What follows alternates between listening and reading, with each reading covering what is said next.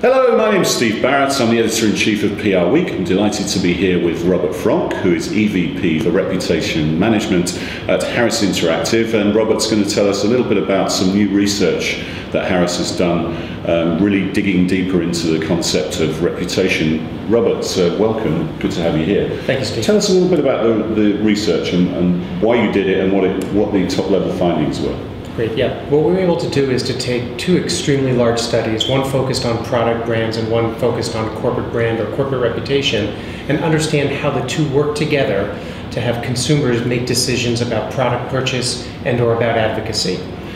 And the highest level findings we had were that it is a decision-making framework on the part of these consumers that when they understand and think positively about both, their proclivity to undertaking those two behaviors is far stronger than an individual positive focus on either.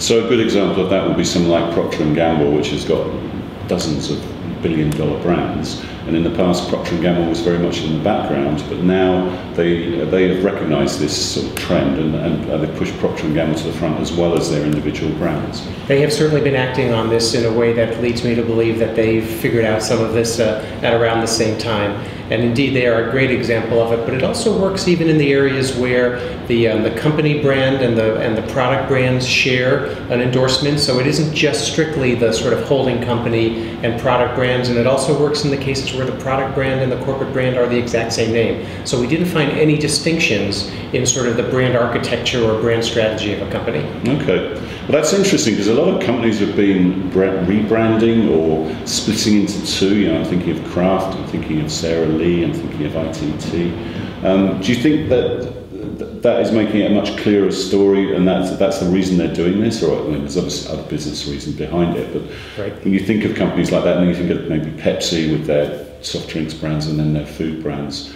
It's sometimes difficult for consumers to, understand that Pepsi covers all those areas, for example. It is, but what we have found actually tracking over the last 3 years is that an increasingly rapid perspective, consumers actually want to understand the company before they think about the brand purchase. And so you mentioned those new companies, so there are companies splitting off. The challenge for those will actually be how rapidly can they build some sense of a corporate character or corporate reputation or corporate understanding so that their brands can be successful in what they're trying to accomplish with them. Yeah, it's an interesting challenge because you've got Hilscher brands, which kind of people are familiar with the Hilscher name. But the Mondelez, one of the Kraft divisions, that's a completely new name. So that will be a challenge for them, I would imagine. Indeed. And so I think some of those companies will have to use branding strategies, particularly in the communications space, to remind folks of the equity that they come with from that previous heritage.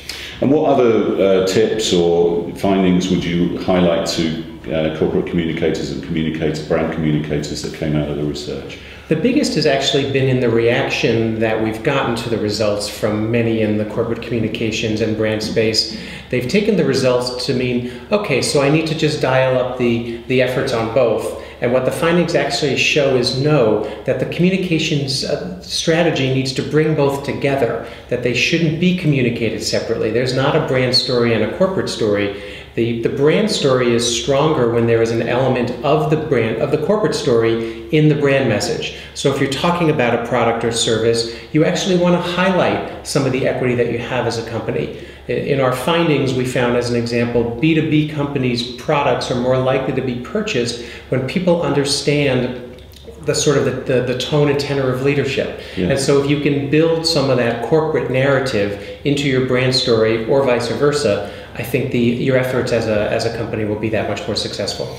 And will that have some lessons for the way they construct their teams? Because often you have the corporate communications department and you have the marketing department, and frankly they run on parallel lines rather than joining. Is that going to mean that they've got to really be much more integrated? I would think so. And again, I know there are some structural reasons at certain companies why those exist, but I think they need to absolutely come together in terms of a shared strategy. And so we are seeing in many companies sort of the CMO is in many cases now actually responsible for both communications and the marketing effort. There's a recognition that they're not separate. We're also seeing instances where there is more of a corporate strategy officer who is responsible for both. So I do think you'll see some change in alignment, but equally I think you'll see change in skill sets that companies are looking for that want to take advantage of this new paradigm. Yeah, I mean, P&G again, Mark Pritchard is Global Brand Building Officer, I think they call him, but he's overseeing comms as well as marketing. Yeah.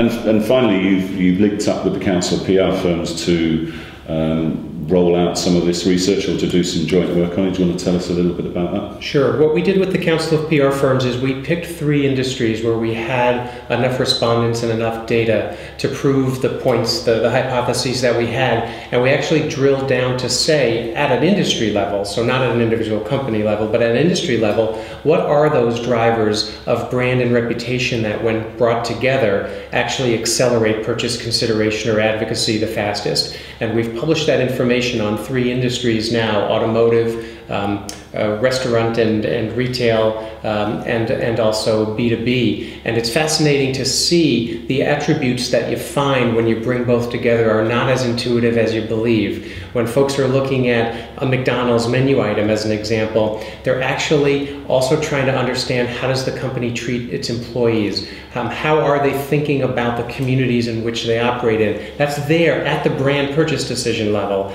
With B2B, they're actually interested in knowing, is the brand one of high awareness? And so I know a lot of B2B firms say, I don't need to go down that same traditional awareness funnel because it's really, I have a target audience. But it's actually this notion of being seen everywhere and being heard around everywhere that actually can help drive purchase consideration. So there are some interesting counterintuitive findings. Yeah, so it's bringing the research to life by actually analysing industry. Give yourself a plug. Where can we find out more about that? Sure.